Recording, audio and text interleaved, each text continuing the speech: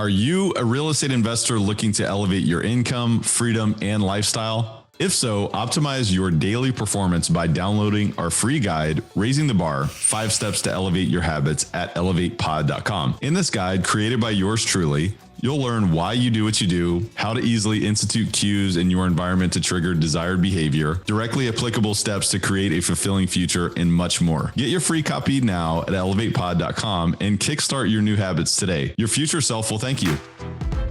Welcome to Elevate, the masterclass where we dissect the elements of exceptional achievement and lifestyle design with a focus on personal growth and real estate investing. Now, here's your host, Tyler Chesser.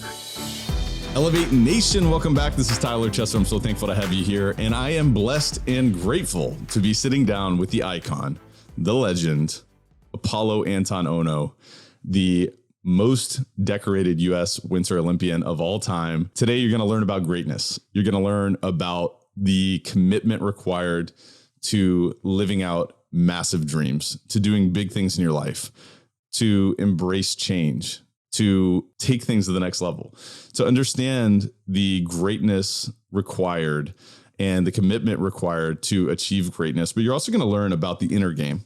You're going to learn about the mindset of a multiple, really an 8-time medalist, Olympian champion. You're going to learn about how that relates to how you can grow your business. You're going to learn about the correlation of the patterns of the tremendous commitment, the tremendous growth pattern that Apolo has been on his entire life. You're also going to have an extraordinarily fun time learning about how he has reinvented himself, the commitments that he makes on a daily basis, and some tips and strategies on how you can do the same. I'm just so excited about this conversation. Elevate Podcast is all about mindset, mind expansion, and personal development for high-performing real estate investors. Today is absolutely in all of those categories. I'm your host, Tyler Chesser, and I'm a professional real estate investor and high-performance coach. It is my job to decode the stories, habits, and multifaceted expertise of world-class investors and other experts to help you elevate your performance and lifestyle. Are you ready to take it to another level? It is time. Let's raise the bar today. I am so excited to welcome you to this episode. If it's your first time listening, welcome to Elevate. So glad to have you here. If you've been here before, welcome back. So excited to be able to pour into your cup today. The fee for listening is to pay it forward and share this episode with one friend. All you have to do is grab the link and send in a text message, email, DM on social media, or post it on social media. That's all you have to do. We just ask for your introduction. The only way that we can continue to grow is if we earn the value of your referral, just like any other business. That's what we're in the business of doing, is spreading this message that you can do anything that you want in your life. And it comes down to mindset, mind expansion, personal development. And by the way, we love real estate investing because you know what? It's a beautiful way to create cash flow. It's a beautiful way to grow your wealth, to create more options in your life, and to create financial freedom. And of course, emotional freedom, along the way through personal development, through mindset, mind expansion, but creating greater skills through that mind expansion, through delving into that mindset, the collection of creating a fulfilling life. And so in my opinion, you know what? There's other vehicles out there. Real estate is a phenomenal one. In fact, I think it's the best one. But the key and the correlation for people who want to live big dreams, it comes down to development of yourself and understanding the depths of our mind. And we're going to talk about mindset and why it helped Apolo unlock so much greatness himself today. Also want to I want to encourage you to give us a rating, review, and subscribe, or follow Elevate Podcast and wherever it is that you listen or watch podcast. And without further ado, I want to introduce you to Apolo Anton Ohno, who claimed his first major speed skating title at the US Championships at the age of 14. And you're going to hear about that, by the way, in today's episode, after just 6 months of training. Over the next decade and a half, he went from a kid prodigy to the most decorated US Winter Olympian in history, a title he still holds, earning 8 Olympic medals in short track speed skating across 2002, 2006, and 2010 Winter Games. Following the Vancouver 2010 Olympic Games, Apolo took his understanding of sports psychology and his personal experience with success and setbacks to develop a resilient and mission-driven approach to life. He wrote a book on this subject, Zero Regrets, which was released in 2011 and went on to become a New York Times bestseller. Apolo remains involved in the Olympic movement. He was an NBC analyst for the Sochi 2014 and Pyeongchang 2018 Winter Games, and is a global ambassador for the Special Olympics and Winter Olympics. He's currently on the bid committees for the Winter Games in Salt Lake City, Utah, and the 2028 Olympic Games in Los Angeles, California. He also has continued to push himself in the world of sport, which was when he won the season 4 of ABC's hit reality show Dancing with the Stars, and finishing the 2014 Ironman World Championship Triathlon in Kona, Hawaii in less than 10 hours. Apolo has spent much of the past decade traveling the world and translating his success and life lessons to business. The bulk of his time is in Asia, was spent immersed in exploration of various business sectors ranging from rare earth mining and development to infrastructure and software. He also completed the 8-week executive education curriculum at the Wharton School of the University of Pennsylvania, alongside executive track business people from some of the world's top companies. Through his speaking engagements with hundreds of organizations, from Fortune 100 companies to nonprofits, Apolo has helped business leaders think about what it takes to develop a high-performance mindset and remain relevant in a world which uncertainty is the norm. And that is so true, and you're going to hear about that today. He has contemplated how individuals, be they executives or those on the front line, find motivation and consistently do their best work. He is passionate about helping others not only achieve, but exceed what they believe to be possible in both life and business. Apolo's most recent work has centered around the concept of reinvention, an undertaking in which he has demonstrated mastery. His life has been defined not just by performing at the highest level in various arenas, but also by regularly pursuing new goals and tackling new challenges, all while maintaining his iconic positive attitude and unmatched energy. Apolo continues to bring these attributes to every new endeavor and every business engagement. And that is so true. You're going to see that today. You're going to see that come through in terms of his positive energy and just his fun attitude. I just welcome you to enjoy this fun, this insightful, this motivating, this inspiring and instructive conversation with the great, the truly great Apolo Ohno. Apolo Ohno, what a pleasure, my friend. Welcome to Elevate. How are you? I'm doing really good. Thanks for having me. Man, I'm so excited to be able to, speak with you today. And it's funny, I was just telling you right before we got started, while I was spending time getting familiar with you and your story, of course, like many, I've been familiar with the athletic achievements that you've had, in your life. And many people have admired that and appreciated that. And of course, there's been such a rallying cry. There was such a big rallying cry for, Americans for the things that you were doing back in the day. And it's been really fun to get familiar with you, more so as a human being as well. And so I'm excited about introducing you to Elevate Nation. And one of the ways that I'd love to do that is, Apolo, if you were to describe yourself in the way that the people that know you best would describe you, obviously you're known as sort of an icon in many ways, and America's most decorated Winter Olympian of all time, of course, an 8-time Olympic medalist, and now an entrepreneur, New York Times bestselling author. But for the people who know you best, what would they say about Apolo Ohno? I mean, the good stuff or the bad stuff? Give me it all, man. The good, bad, and the ugly. Let's hear it. I like to think that people who are closest to me know that I'm deeply committed to the projects and the career paths that I'm focused on.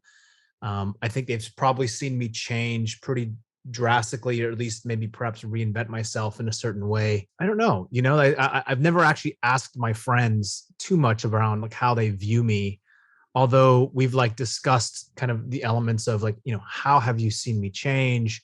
Has it been for the better? Do you see me progressing through life in a way that makes me feel like I'm living my life versus chasing my life? Which I spent a long time obviously chasing in sport. Yeah, I think that I'm probably in the best place that I've been, at least cognitively and mentally, in a very, very long time. I think it comes with age as well, right? As we grow and we make mistakes and we learn from them and we understand ourselves a little bit better, why our behavioral conditioning is the way that it is, and can we break that cycle to seek new paradigms of improvement for ourselves and also greater levels of fulfillment. All those things I think my friends would say kind of about me. On the other side, I'm impatient. I say yes probably too much to things, which overloads the amount of time that I have in a day. I look at my schedule as a way that someone whose eyes are bigger than their stomach when they order food. Right. Like, Right. so like, I'm like, oh yeah, like I have like a 15-minute window there. Like, why don't we squeeze something in? And then next thing I know, like I'm on a boardroom call, like on mute, no camera, like while I'm in the shower, because it's the only time that I have to take a shower during the day. Because every single 15 minutes is like booked up through the day. So it's been something I'm working on. But I'm growing, man. I'm grateful, right? I think I turned 40 in May this year, and I don't feel 40. I don't think that I'm 40, because I think a lot of my life had been stunted when I was training for the Olympics. And so I'm like, this kind of call it this past 12 years of this like new personal development journey of just trying to kind of create more high quality moments and experiences in my life, and also help others do the same, has been really, really interesting to see how that's unfolded. So I still feel somewhat young and energetic in that perspective. So, turning 40 this year is it's like a milestone. So I really start to kind of recalibrate, like, where and how will I define my life in the next decade? Like when I turn 50, what can I say about the past 10 years that were just amazing? And how do I lean into those types of things a little better? I think the leadership that you show in terms of reinvention is exciting because, many people maybe in your shoes, obviously you've gone through at length talking about the challenge of reinvention in terms of where you came from, sort of your backstory as an athlete, and sort of reinventing yourself post Olympian career. And obviously that's been well documented. I mean, there's literally documentaries on this, and you've talked about this, but I think it'd be instructive to further get a sense of sort of who you are. If you were to talk back about sort of growing up just a little bit, thinking about sort of being raised by a single father, immigrant father, and, beyond that, from what I understand, his demands upon you to be able to be great. So could you talk a little bit about that, if you don't mind? Yeah, absolutely. So I'm half Japanese. My father's Japanese, Japanese American. He moved to the US when he was like 17 or 18 years old, didn't have any money, struggled like, anyone else who was coming to this country, didn't speak the language, and began his life doing every sort of like odd job possible and imaginable just to make ends meet for himself. I was born, he divorced from my mom when I was very young. And took full custody. So I was raised by my dad, and I think my dad had no idea what he was going to do, how he was going to raise me. And like many people who are kind of thrown into the fire, so to speak, you just have to figure it out and you have to adapt. And that's what he did. And so I saw from a very young age that my father cared about nothing else in life other than just trying to help me be able to stand on my own 2 feet by myself.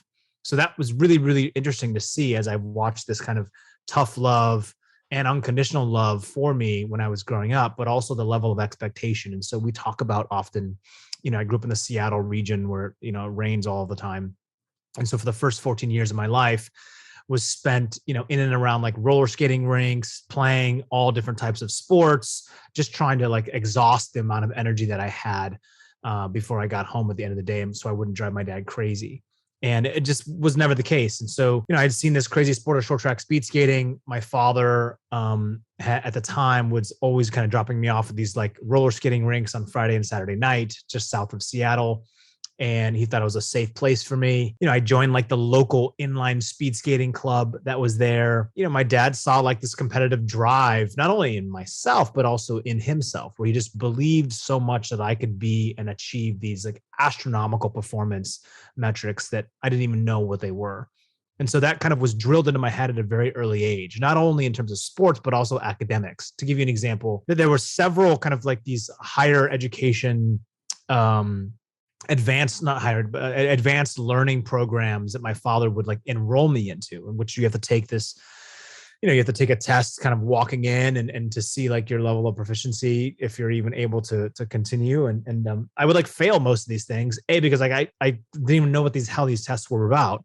B, I just had like severe ADD to the degree where I would just like, I remember one time being so sick and tired of my dad keeping enrolling me in these classes to basically take the test to see if I could even be admitted in. And I just like randomly started filling in those little circles with my pencil, those like answer circles. Obviously it's like not going to do well. And I finished like 45 minutes before anybody else does. And I remember specifically the professor, the teacher came to my dad and said, like, I think your son is like randomly generating these answers. I don't think he's actually reading the question. He's like, why do you say that? He's like, well, he's like, because he's getting 1% of the answers right. Right? Like only 1%. She's like, I know he's like much more intelligent than this and smarter than this. And so my father, the reason why I tell you that story is because my father just would drill into me that anything was possible and that I had this like limitless potential internally. And over time, you sort of start to kind of believe that.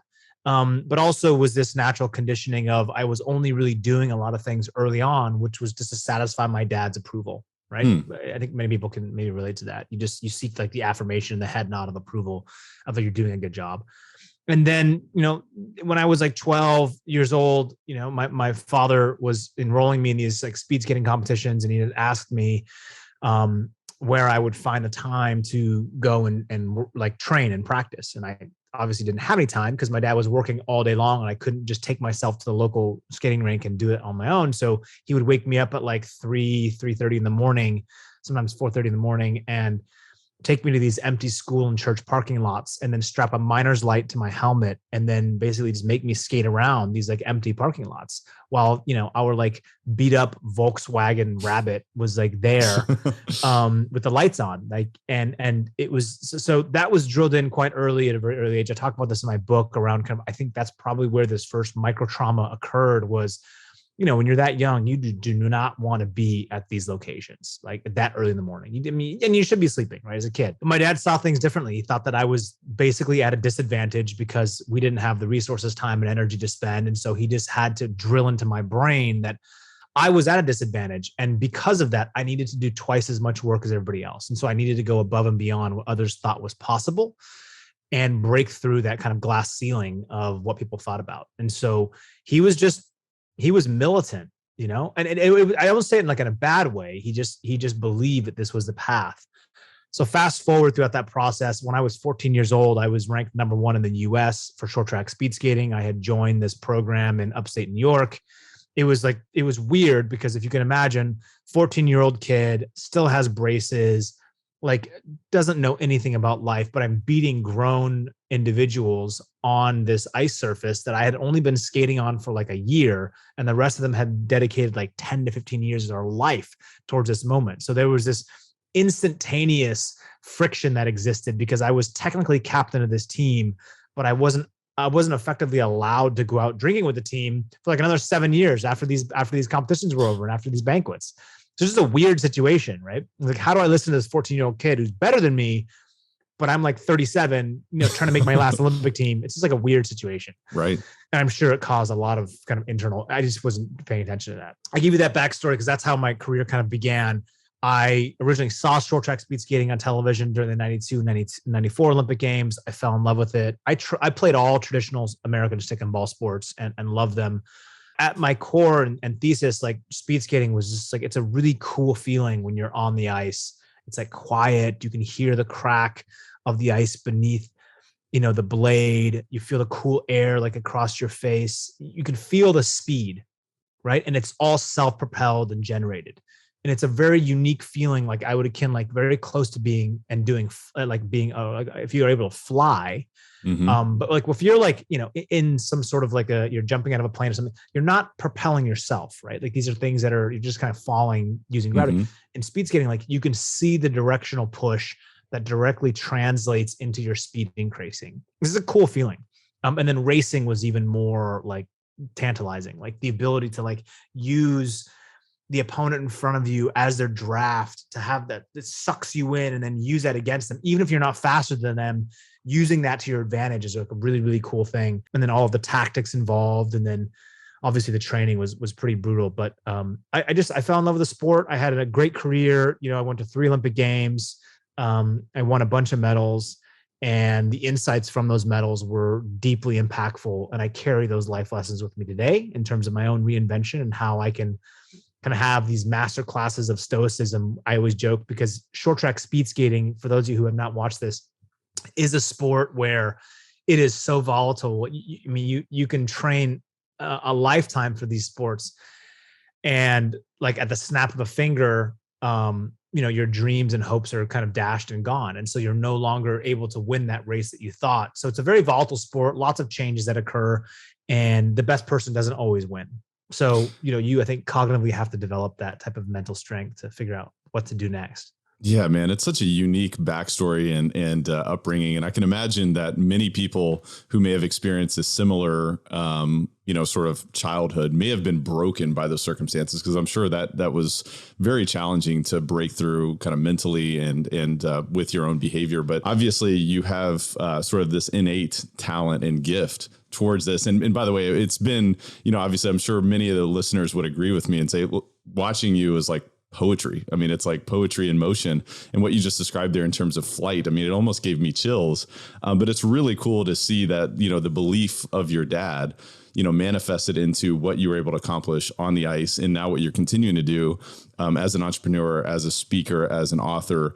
But I would actually be curious. I mean, as you kind of go through this, you talked about stoicism, you talked about sort of mindset.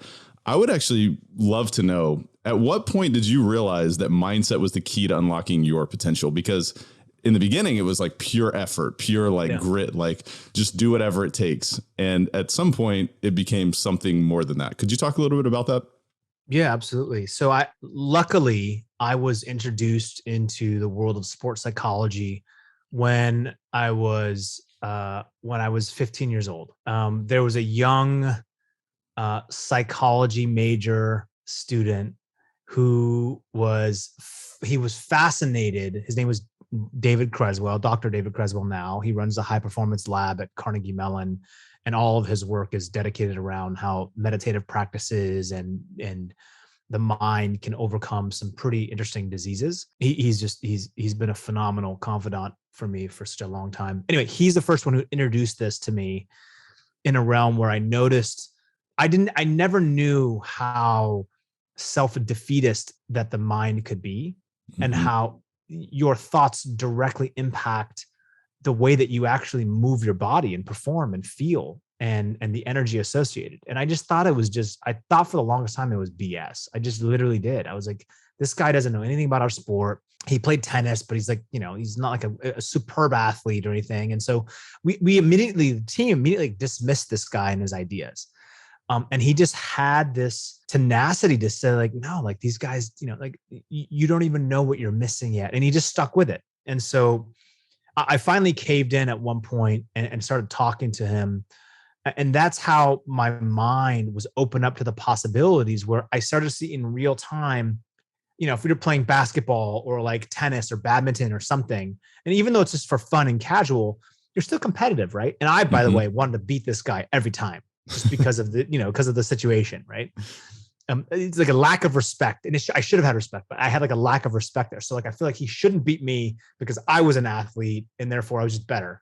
It made no sense, but that was in my head. And then he would like ask me these little questions during these competitions and say things like, "Oh, like what was going through your head in those last 3 points that you hit into the net?" And I'm just like, what's going through my head is I want to like throw this racket at your face, like.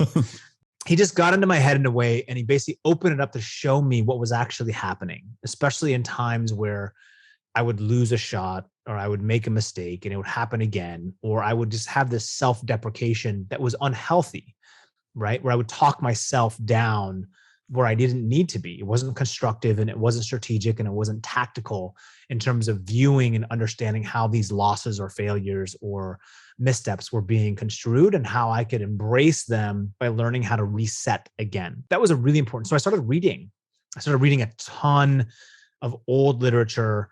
There was a lot of Canadian psychology professors who wrote some really interesting, unique case studies on kind of Olympic teams back in the 60s and 70s. The Eastern Bloc did some really interesting work in terms of understanding how to create like a superhuman. So I became obsessed with one. I was like reading, and I was like 15, 16 years old. I was reading these like literature that came from like Bulgaria and like the Soviet Union and other parts of the world, when they were putting a lot of money into their military system to find like how to create this superhuman. And a lot of this was deeply rooted in psychology. And it got, it got very weird. There's all kinds of stuff that they experimented with, but as a part of that process, it became very clear that there was this untapped resource that we all take for granted, and a lot of that was within the mind. That was the first entrance. And then, I worked with other sports psychologists, and we used devices to kind of measure, like your brain activity, and learning how to lower your heart rate, and learning how to deal with physical pain in extreme circumstances, and all these types of things. And then I hired a strength and conditioning coach towards kind of the last half of my career, like the last 6 years of my career. And this was a guy who came from like a powerlifting background. He spoke a little bit of a different language in terms of how he believed performance would be gauged and what was possible. I didn't really understand what he was talking about, but he was the one that opened up my mind in the sport of how to reinvent myself. I had always wanted those things, but he was the one, it's like if you're working out with a friend or with a trainer who says, no, you have two, you can do two more, give me two more. In here, you've already shut off and said you can't, but because that person is almost forcefully telling you that you can, give me 2 more reps, give me 4 more reps, you somehow squeak them out. Mm-hmm. And he was very much in that realm, but to a very extreme degree. So like we used to do these insane time under tension workouts where we would be in the leg press or the hack squat machine for like 12 minutes per set without racking the weight. And he effectively told me that in order for me to go above and beyond what others thought was possible, because I wasn't necessarily genetically designed in a great way for speed skating, like my pelvis, like when you look at the anatomy of a human, like their chest is up, the pelvis is kind of tucked back, right? So to protect the spine in this upright motion, just like if you were going to get into a squat rack or you were going to do a push press, same thing. You want to have this like very straight access point. But in speed skating, you want the complete opposite. Your pelvis has to be tilted forward in a way. He was telling me all these things about like, doesn't matter, like you haven't even tapped in your potential. It's very similar to what my dad was telling me when I was younger, but also just the amount of extreme training that we did. It was like one of these workouts a day would have been enough, right? And I can't even explain to you like the intensity level that is there. Basically, he taught the power of my mind by going through these training exercises that required you to be so much in tune with what you were doing and being so present, because of the of this immense load to fatigue the muscle to a complete depleted state, right? And fatigue these muscle groups. And then immediately after basically depleting everything, the ATP, et cetera, like so much lactic acid in your legs, then grabbing dumbbells or putting a weight vest on and then doing like explosive jumps for like a 10 to 12 second period of time on one leg. And then that neuromuscular recruitment was something that was like he was basically after, but it required you to first basically crush yourself. Mm-hmm. And then after you're crushed in this like, baseline state, that's when the work and the benefit actually happens, because your brain and your body effectively think it's going to die. And it needs to recruit all of the dormant muscle fibers in the area that you're trying to recruit. And that, a sense, some of these dormant fibers, they never get recruited, like even your whole life, right? They're just there. They're ancillary. They're not used unless you have some like obscene level of like adrenaline or norepinephrine that are kind of running through the system. Anyway, so I say this to you because from a mindset perspective, I had to basically capitulate what was successful in the past and instead embrace that this is going to be extreme. And I can get through it. My body will adapt and my mind needs to lead the charge. It is in front of the chariot, right? It is going to first make a decisive decision around what will be required. And so a lot of this was, I was psychologically, I was like I had deep fears of failure in my life. I had, still like addicted to this kind of self-saboteur where I was afraid of that failure so much that I would never allow myself to show up fully. Like you would set in front of you these like weird sabotaging roadblocks because subconsciously you don't want to show up at your best self and then it's simply not being good enough. Like that really sucks, right? Mm-hmm. Like I don't want to know that my best self, dude, you're just not smart enough. You can't make the cut. That like very emotionally painful to all of us. But it was much easier if you say, well, like I was like focused on this thing, so I didn't put as much time into the sport as possible. So maybe there's like another percentage there that would have allowed me to be my best, right? That's like a BS nonsense. Right. Or an alibi, right? Exactly. Like gives you a plan B. Mm-hmm. It's not the me greatest, that's the problem. It's all these other things.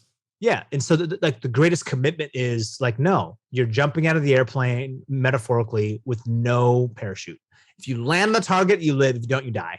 And that was the psychology that we had developed at a very early stage in that training process. But so those are the two areas. And again, there's been many, but those are the two areas from a psychological perspective that it just showed me like how strong the mind can be. Cause I was doing things that my teammates who were genetically just better than I was, like their natural test results on the Wingate test, which is the power output, on a VO2 max test, on the jump test, on a squat, like they were superior. But then I was able to figure out that like they just were not willing to go to these depths that I was willing to go day after day after day, year after year after year. And I would catch up. So I was like a robot, and my teammates thought I was completely insane because whenever the craziest workout was, I would embrace it. I just felt like it was always an opportunity there. Hey guys, just a quick word from our sponsor, then we'll be right back to the show. This episode of Elevate is brought to you by CF Capital, a national real estate investment firm founded by myself and my business partner, Brian Flaherty. CF Capital's mission is to provide property investment and asset management solutions to help investors like you maximize their returns by investing in high-value multifamily communities. If you are looking for risk-adjusted alternative investments in quality apartment communities, are seeking tax-optimized cash flow with appreciation upside without all the hassles of management, you might benefit from learning more about investing alongside our team. You're invited to reach out and learn more about how you can invest with us by visiting cfcapllc.com. We're also currently offering a free ebook called The Bottom Line: 10 Ways to Increase Cash Flow in an Apartment Complex. Whether you're a new or experienced investor, we're confident you'll find massive value in this resource. So go get your free copy today at cfcapllc.com. And now please enjoy the rest of the show. Hey guys, my friend Damian Lupo just informed me that checkbook IRAs have been made illegal by the US tax court. That means if you have a checkbook IRA, your holdings are now disqualified. That means taxes and penalties of up to 50% or more. Don't panic. Damian and the EQRP company can fix this. Lucky for you, those IRAs can be converted into EQRPs. Plus, you can do this retroactive to the last year, getting tax deductions and reducing your taxable income from last year. Want to invest your 401k or IRA in real estate, Bitcoin, gold, or even your own business? You can. Whether you're a full-time investor, retired, a dentist with dozens of employees, if you're listening, you qualify. The EQRP works and is your secret weapon.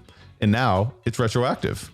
They have your solution. By the way, if you got bad advice and use an IRA for an apartment syndication, you are sitting on a UBIT time bomb. But don't worry, there's a solution, the EQRP. The EQRP company is ready to help you get control of your money, kill UBIT, and help you pay way less taxes. Want to learn more about this strategy? Simply text the word ELEVATE to 307-213-3475 for Damian's brand new 2022 EQRP special report. Paying tax or letting Wall Street suck you dry is dumb. Your first step is freeing your retirement money by sending a text to 307-213-3475 with the word ELEVATE. Yeah, man, thank you for that. And I think it's a great reminder for all of us that, our mind can allow us to go forward or it can hold us back, right? Because our mind tells us to stop before our body or, reality tells us, that we really should be stopping. And one of the things that I've heard you say is our mind can be our single greatest asset or our greatest prison. And to me, it really resonates, but I'd love if you could expand upon that thought. It's a fine line, right? Like everyone in their life has these micro traumas or these incidents or these behavior conditions that get, kind of almost hardwired into your DNA as you go through life, right? Your routine in the morning, how you are in relationships, if someone talks to you in a way that you're unhappy with, how you react, what happens in traffic, like all these things over time become normalized and conditions that this is the way that you are. And that's not true. You can break free from all those conditions. The prison of the mind thing or the greatest asset, when you're in alignment, I think, with your purpose and with embracing that the work has always been the shortcut and trying to just be your absolute best self and live your best life versus listening to that voice inside that tells you that because you're not tall enough, because you're not smart enough, because you're not witty enough or funny enough or outgoing enough, whatever it might be, that you won't succeed. And you will buy into that. You'll buy into the fact that like, hey, that person has this or this advantage over me or that. And that's fine. Like maybe they do, but it serves you no right unless you're able to use those micro traumas as levers to propel you. And I say that again, because in sport, my experience has been the best athletes in the world have some incident or some condition in their life to where it provides some semblance of a chip on the shoulder or some lever that they're very good at leaning on to propel them to do things that are outside the norm. Michael Jordan, Michael Johnson, Michael Phelps, everybody has some story of a life that is a hard life that has allowed them to figure that out. And anyone who's seen the Jordan documentary, if you haven't, I really encourage you to watch it from the lens of a psychological perspective. Okay, just keep that in mind as you watch the documentary. Think about how he used his mind to propel him to these competitive states that others thought was completely insane. Don't forget, he wasn't like the hottest, pick, out of his entire group. So yeah, he wasn't number one. It was not number one. Neither was Tom Brady. Neither In fact, was he didn't even make his high school team, right? I mean, a lot of people forget that. A lot of people were like that.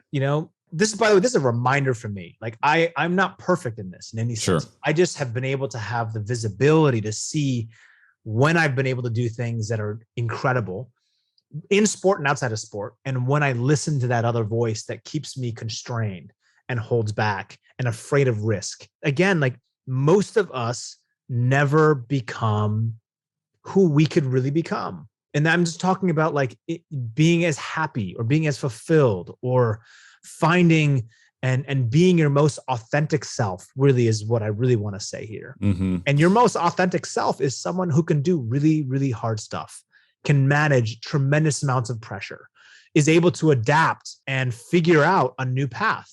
But you have to be willing to kind of understand that versus really stay stuck to this kind of previous history and world of conditioning, no matter what your background came from, financial situation, current situation.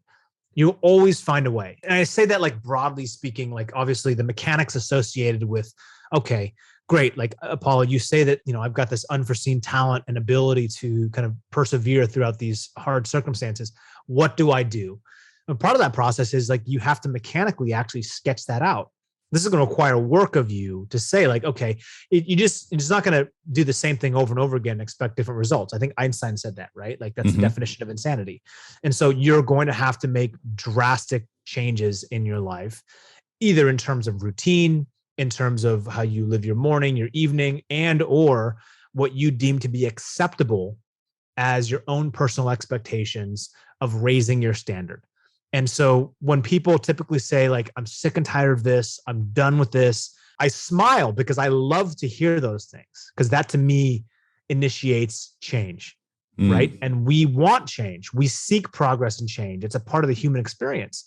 And if we don't get it, we feel like it's like anything, right? Like if you're in your current career path or in your life and you feel like you're stagnant and there's no growth, even if nothing is going wrong, it's kind of painful. We need to see progress and improvement.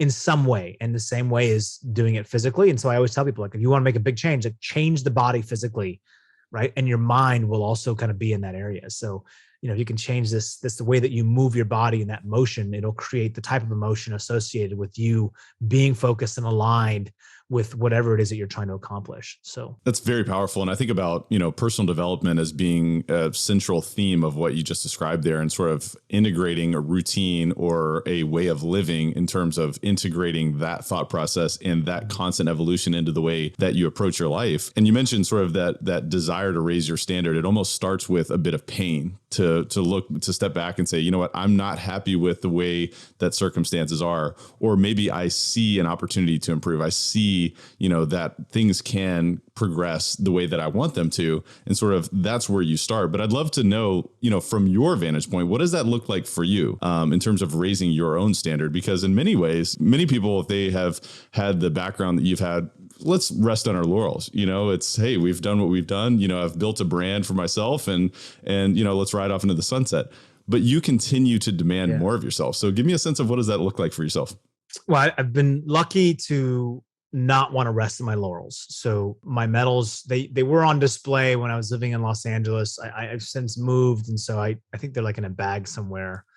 I guess part of it's, I don't see myself as this like, multiple medal winning champion. I don't know why that is. I just, I know that I am, but I don't see it as like this unique attribute that I had amongst other people. I just feel like anybody could have done it if they really wanted it the same way.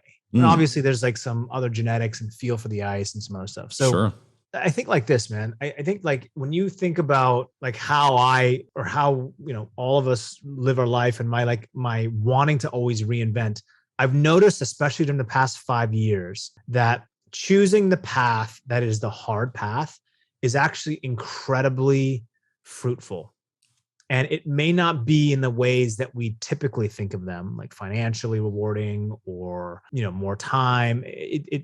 I'll give you an example. My current role is, I'm a partner in a fund called Tribe Capital, and it's a group that heavily relies on data science and analytics and engineering to make better investment decision processes. I have no computer science background. I didn't study it. I was never a venture capital guy. I understand. But saying yes to that and joining a team that I believe to be incredibly intelligent and such high cadence, it forces me to adapt. And these are the areas where we really can shine when all seems like chaotic. You try to struggle between, you don't want to be in this red zone area where everything's just too much and you're overloaded and you accept no information. Green zone is like staying in your current state. It's like comfortable, it's here, but it's not pushing you. The yellow state is like, it pushes you and it makes you stretch in a way where it's not too much, but it's enough to where it really, you start to see these semblance of improvement. And so I've always just wanted to be successful in my own life outside of sport. And then two, what I really, really was able to absorb over the past decade was that I'm most happy when I see other people light the fire within.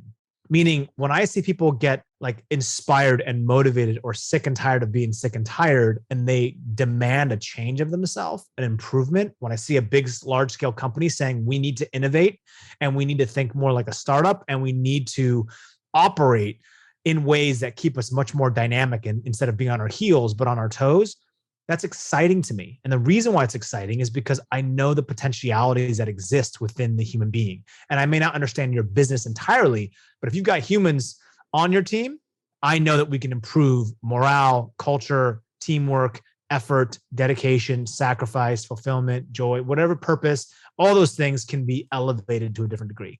And that has been my new primary focus is I just love to see people win. And I feel like a lot of people had the same type of conversation internally with me. And a part of my own reinvention process was trying to embrace and see how I can use this strength that I have of communicating to other people, of connecting with them, and basically telling them, I've been through similar psychological conversations as you have. And I've interacted with other founders and people who've also been down the same road and path. And I can tell you, they're here and they're surviving and there is a way and you can figure this out. And so hopefully, like in the book, we talk about these things called the 5 golden principles, gratitude, giving, grit, gearing up, and then go, they all have elements that are important in our life. I feel personally that like just deeply grateful to even have the opportunity to talk about these things in an open and transparent way. And a lot of it is because I had to transform internally. I had to change the way that my mind worked and interacted with the world. I had to change it. And a part of that was that I didn't have all the answers and that I was less than, and that it was okay. I was imperfect. And so self-acceptance was the first part to say, like, just because you went around in circles really fast doesn't mean you're going to succeed in something else. You need to figure out what those other natural curiosities are, and then harness your power of attributes that you learn from sport, transfer them into what you're doing today. And so there's just been this never ending quest to, I think, just improve, but also show and help others find their own path. Not to say that my path is the way you should follow, but like, how do I help you get just with your true north, get aligned with it so that you're being pulled versus being pushed. And one of the reasons why I wanted to have this conversation with you is because there is such a correlation and there is such a pattern in terms of the performance that you've been able to, show in your life on the ice, but also off the ice. And that is about an internal transformation. It is about looking within. It is about transforming internally. And I think about real estate investors. I think about folks that are building businesses. And a lot of times it is about, a tactic or a new strategy, or of course, shifting your approach or building your team. But more so, I've found that it is about sort of looking within and understanding what sort of story is holding us back and how can we propel forward.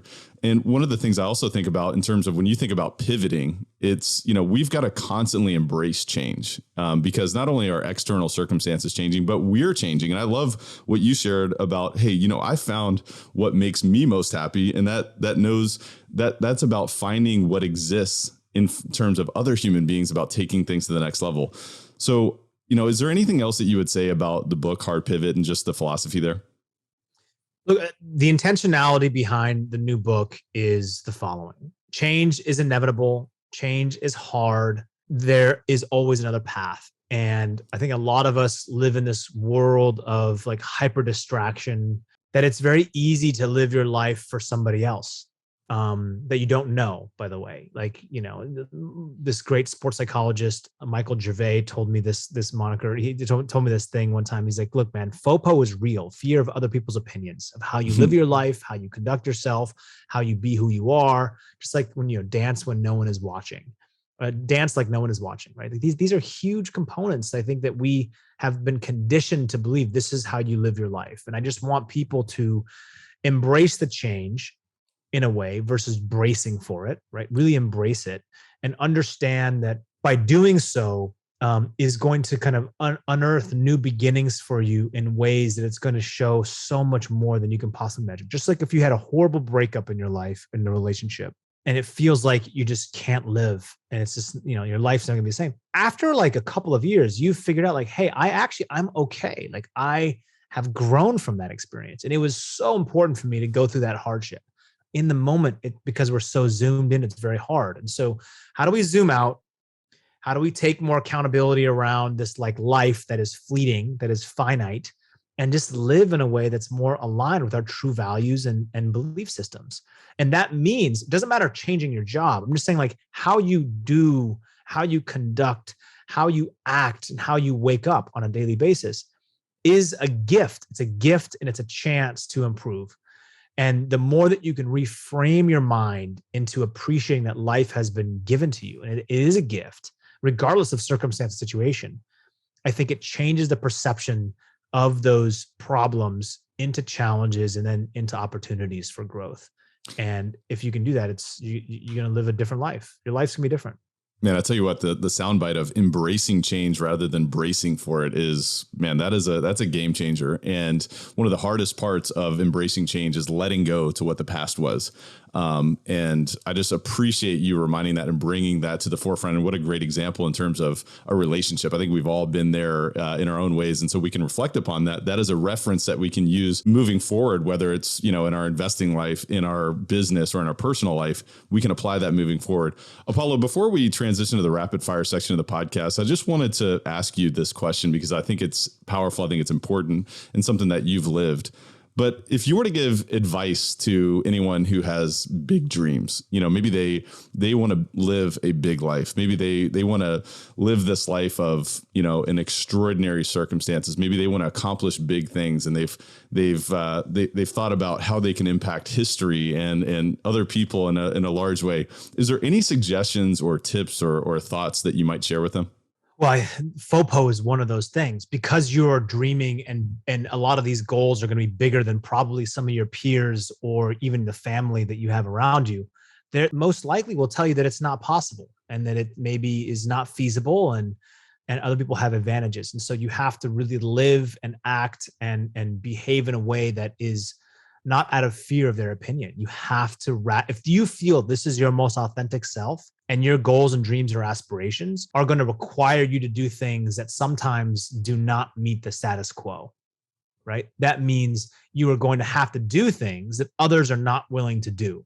And all of the great philosophers, businessmen and businesswomen, athletes, actors, whatever have always done things differently, right? I think the commonality there is that like the work is always the shortcut. And so the more that you can just truly just focus on the fact that this is not going to be a 9 to 5. Anyone who's trying to do something that is extraordinary is typically not balanced in their life. And so I know we like to talk about balance, and I think it's important for overall health of your life.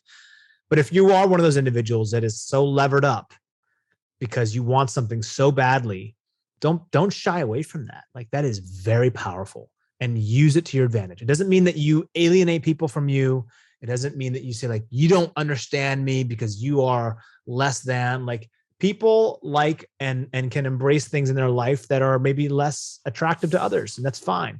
Remaining committed, being obsessive in a healthy way is very, very powerful. Just realize the one thing that you are on a treadmill and you can get off anytime you want. Okay. Like really important. As long as you know that you're playing the game of life and that you're getting back on the treadmill, which is fine. All these like man-made beliefs of things and things that are like important to you, like this, to chase, it's fine chasing them. No problem. Just understand that you are actually the conductor of your own train. You're the governor of your own speed limit, and you can manage how fast and how slow that you operate through these chapters of your life. So if you're someone who's young, who's seeking this, amazing. Do not be afraid. Make sure you equip yourself. Make sure you do the work necessary in terms of the knowledge and the information that you need to seek. And then you want to really upgrade, be around people who have done that. Seek them out, be relentless, respectful, but be relentless in that pursuit. People always want to teach. They always want to help others. I just firmly believe that. And you just got to find a way to be that sponge. Apollo, my goodness, I'm so glad I asked you that question. What a phenomenal set of guidance. And I think one of the biggest patterns that came from the earlier part of the discussion was embrace the work. The secret is there is no secret. It's do things that others are not willing to do. If you want to live an extraordinary life, it's about a tremendous and extraordinary commitment. And it's a relentless commitment. And I love the respectful part of that as well. Apollo, man, I could go for hours and days, in fact, but I want to be respectful of your time. I want to transition to the rapid fire section of the podcast. It's called the Rare Air Questionnaire. Of course, what we've been talking about and the example that you've set has been rare. It's been uncommon, extremely uncommon. And so I'd love to ask you a few questions. Of course, being a prolific author yourself, and obviously with being a multiple New York Times bestselling author, I'd love to know if you had to point to 2 or 3 of the most impactful books that you've read over the past few years, what would those be and why?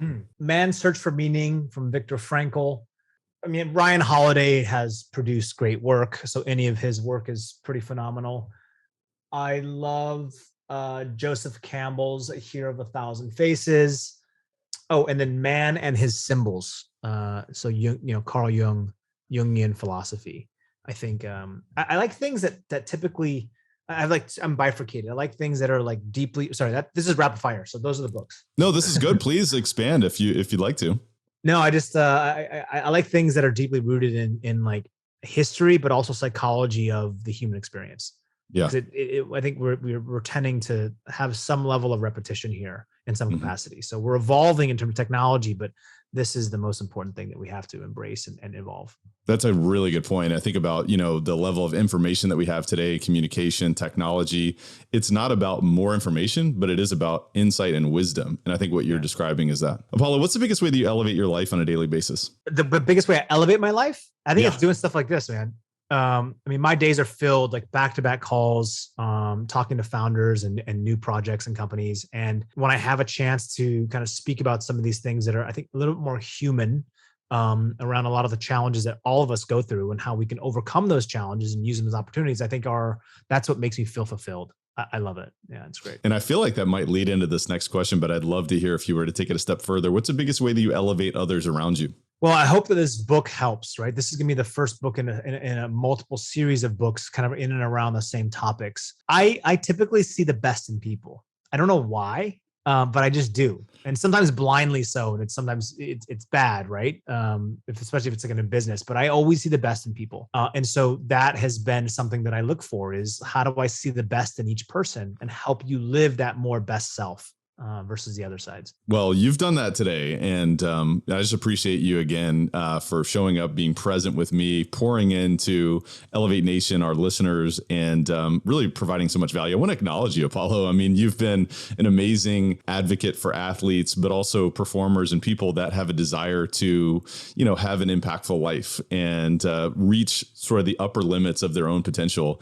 And I'm just so grateful for you. I'm so grateful for what you're continuing to do. I'm excited to see what happens in your future as well. We will definitely put a link in the show notes as to where the listeners can find Hard Pivot, your newest book, and your other work as well. But Apolo, is there any parting thoughts or words of wisdom that you'd like to share with Elevate Nation today? The parting thoughts are, look, it's like my book, right? I want people to embrace change, find purpose, and show up fully. Super simple, right? Those three things are critical to your success in any way, shape, or form. And so just live these 86,400 seconds per day in the best way you can. You're probably going to lose most of those to like negativity and self-defeatist attitudes, but you can win some of them. And so I try to hold on to them. And the last thing is just life is a gift. So because it's this incredible gift and you only get one shot, make sure you live it, man. Make sure you live it. Apolo Ohno, thank you so much, man. I really appreciate you being a part of Elevate Nation. Tell the listeners where they can best find you and engage with you on the internet or elsewhere. I'm on Instagram. I'm on Twitter at Apolo Ohno. You go to my website, apoloohno.com. Outstanding. We'll put links in the show notes. Of course, Apolo, until next time, thanks again for being on the show. Thanks for having me. Elevate Nation. Are you serious right now?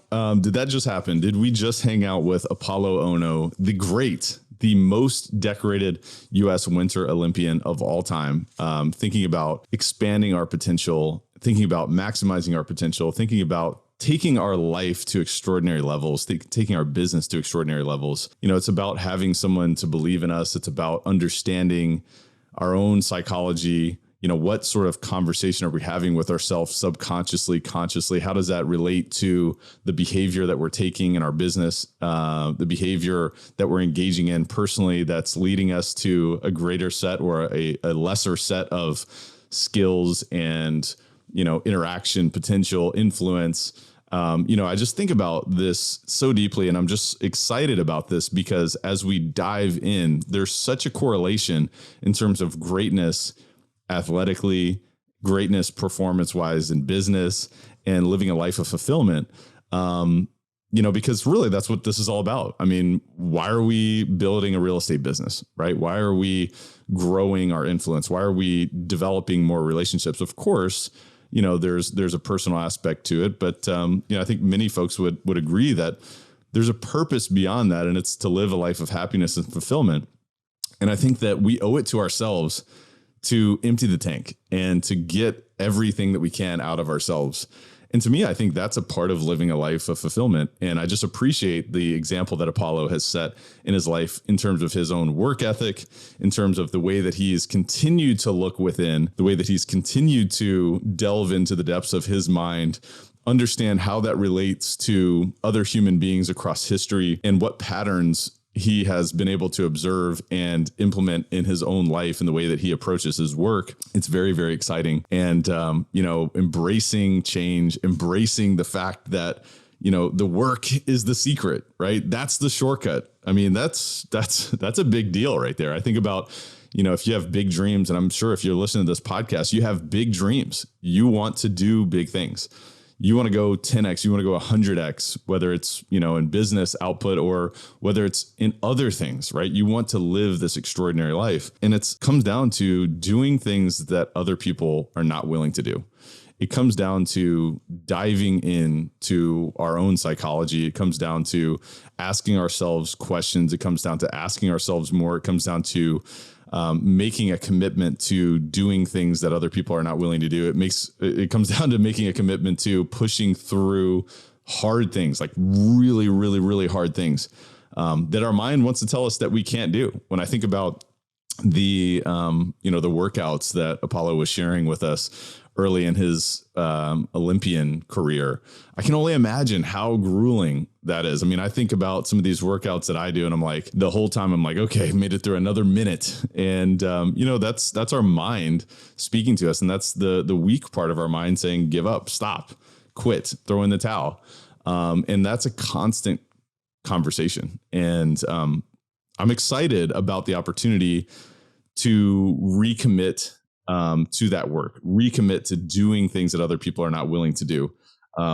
Embracing that FOPO, fear of other people's opinions. I've never heard that, but I think if you're wanting to do big things, there's going to be other people's opinions to say, look, you can't do that, or why would you want to do that? And so we have to be aware of some of these saboteurs, whether they're external or internal, that could hold us back. And I could go on and on. I mean, there's so much that, we think about self-talk, you think about visualization, you think about leveraging the dark side. I mean, Apollo was talking about Michael Jordan, and it made me think of, what he actually did. And one of the ways that he leveraged his own dark side was he would convince himself that someone on the other team thought that he was better than him. And no one ever said that, right? They didn't say that they were better than him, but he convinced himself that someone did. And he leveraged this dark side within him that this ultra competitor would not be defeated. And it was like he needed to find something to drive him, and he would put on this unbelievable performance. And so, it's understanding that dark side. It's understanding that self-talk. It's like what moves you, and, really putting that into practice. My goodness. I mean, just the work ethic, going back to Apollo, is just unbelievable. And, one of the things that I didn't get a chance to talk to him about was in 2010, he literally left nothing on the table. And he mentioned this many times in our conversation today, but he didn't feel like he was this just ultra sort of designed athlete, from a genetic perspective that was just pure talent, and so he always just embraced this ultra work ethic. And in 2010, he showed up to the Olympics with 2.5% body fat. Like, I can't even fathom 2.5% body fat. So you think about the work ethic and the commitment from a nutrition standpoint, from a workout standpoint. And, you talk about two a days, 3 a days. You think about just drilling down into the details. And so he's like, look, I'm not leaving anything on the table. I'm here to win. I'm here to be a champion. And I think, whether we take it to that extreme or not, there are clues. There are clues in terms of the way that you interact with your mind, and the way that interacts with how you show up and how you commit. And there's a big difference in interested in greatness and committed to greatness. And I think Apollo has showed us what that difference truly is and how that can manifest in reality. So, if you're a real estate investor and you're listening to this and you're thinking, all right, well, I want to create more cash flow. I want to buy more deals. I want to grow my portfolio. I want to grow my investors. I want to improve my relationships. This is all relevant to that. So what conversation are you having today? And what are you doing today that other people are not willing to do? Is that true to your authentic self as well? I think that's another critical piece to this, is, if you want to do extraordinary things, take a step back and recognize, is this something that, you're stacking on top of this, subconscious belief that you're not good enough? Or is it true to your authentic self that that's what you really want and that will create a fulfilling life for you?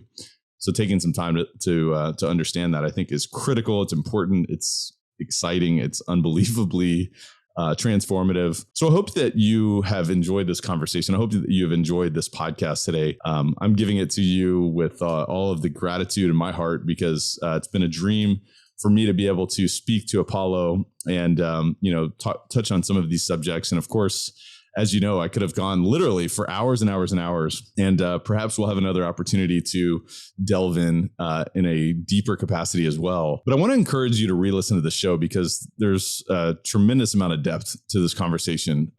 There are some things in there. There's some sound bites that can really transform the way that you see reality and the way that you interact with your life and the way that your life can unfold.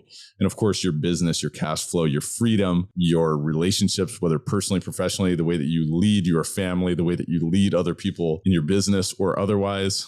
This is a game changer. I want to encourage you to re-listen to the show. I want to encourage you to have a discussion with someone else. Maybe you have a discussion with your business partner. How does what Apolo Ohno shared today relate to what you're looking to accomplish in your business, whether it's this year, the next 3 years, the next 10 years? What are some things that you have not yet fully committed to doing that others aren't willing to do themselves? What is it that you feel like maybe there's another 2, 3, 4, 5 gears that you can step up your commitment to? What sort of discomfort have you not been fully embracing? I want to encourage you to really, jot those down. Maybe have a little bit of a journal session.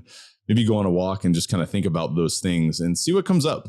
And be willing to have a little bit of a conversation with yourself and embrace that change and lean into the hard pivot. I want to encourage you to, share this episode with a friend and really have this discussion. As I mentioned, the most important part here is to take massive action. The massive action may relate to putting something on the calendar, right? It may be just putting something on the calendar to say, hey, here's when I'm going to research X, Y, and Z. Here's when I'm going to redo my goals. Here's what I'm going to do to recommit. Maybe it's a statement. Maybe it's a recommitting statement to this extraordinary dream that you might have. So with all that said, man, I'm just so excited, so thankful to be able to give this to you. Elevate Nation, I just want to thank you so much for tuning in. And until next time, we will see you then. Have a great day. Thank you for listening to Elevate. If you enjoyed this episode, be sure to rate, review, subscribe, and pay it forward by sharing with a friend. Most importantly, take this opportunity to elevate your results by taking immediate action on what you learned. For more, visit elevatepod.com.